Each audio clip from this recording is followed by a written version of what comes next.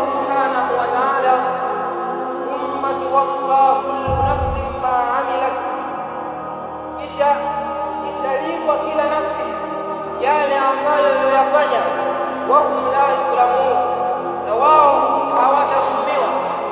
Allah subhanahu wa ta'ala anatahadharisha, anatuambia tuiogope siku ambayo itarejeshwa kwake yeye, siku ambayo kila mtu atalipwa yale ambayo ameyafanya.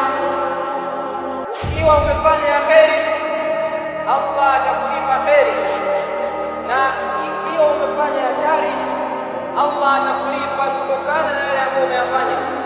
Allah anasema wattaqu yawman turja'una fihi ila Allah, na iogopeni siku ambayo itarejeshwa kwa Allah subhanahu wa ta'ala.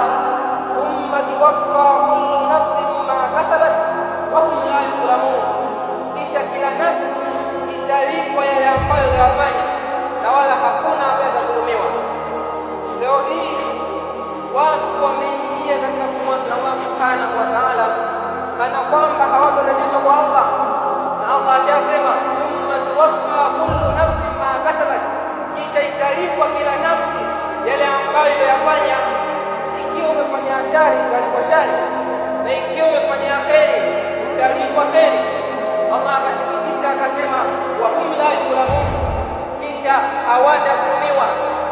Allah hadhulumu mja, wawe fanya unayafanya, lakini jua aljazau min jinsi al-amal, jua malipo yanatokana na yale ambayo unayafanya.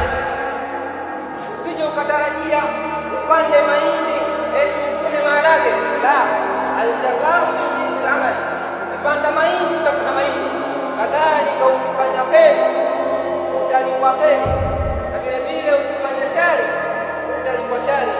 Allah akasema wahum la yuzlamun, na